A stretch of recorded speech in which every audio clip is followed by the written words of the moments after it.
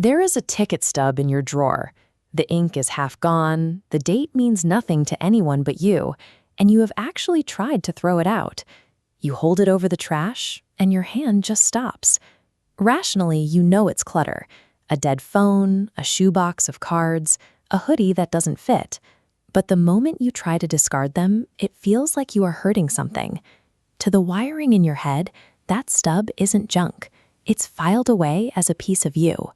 Logic says it's trash, but that hesitation is our first clue that a worthless object has somehow become tangled up in your sense of self.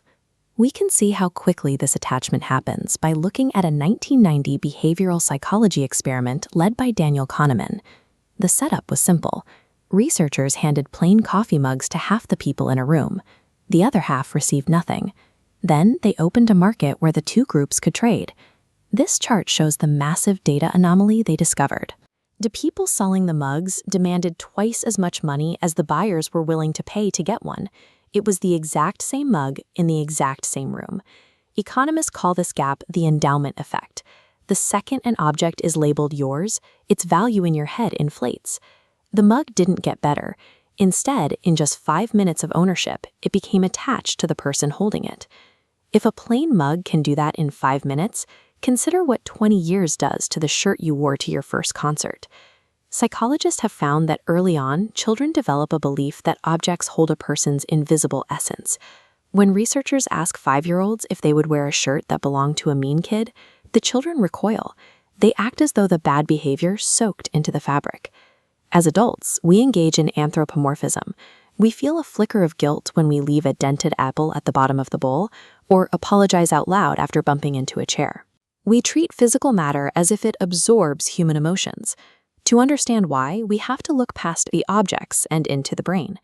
In 1988, a researcher named Russell Belk proposed a theory that moved the mystery away from the objects and into the internal architecture of the mind. He called it the extended self. The argument is that possessions are not decorative. They are structural, load-bearing walls in the house of your identity. Belk observed this in survivors of floods and fires. They didn't describe losing property as a financial loss, but as a physical amputation of their own bodies. For decades, the extended self was treated as a poetic metaphor, until modern brain scanners allowed us to see exactly where that attachment lives. A 2013 fMRI study out of Yale scanned people's brains while they looked at neutral items versus objects they owned.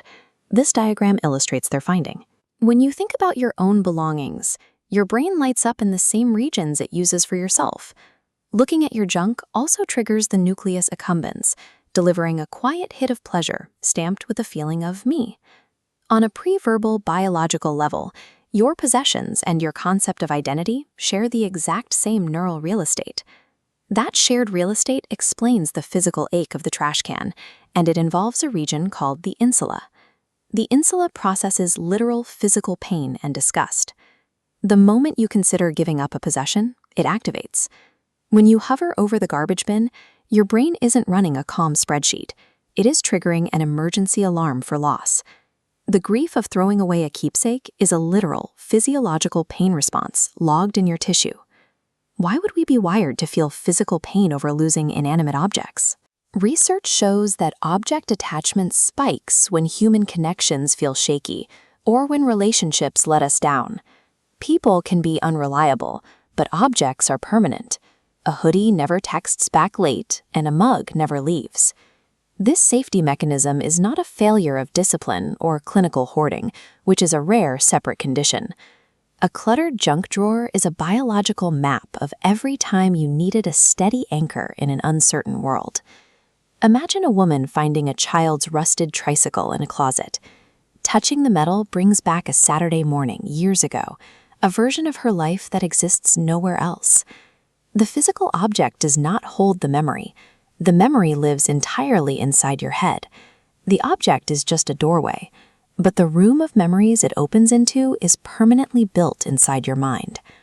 Putting the object in the trash is not deleting the past. The memory doesn't vanish when the fabric is gone. You can thank the ticket stub for holding that space. And then you can let it go, knowing the night it represents is already part of you.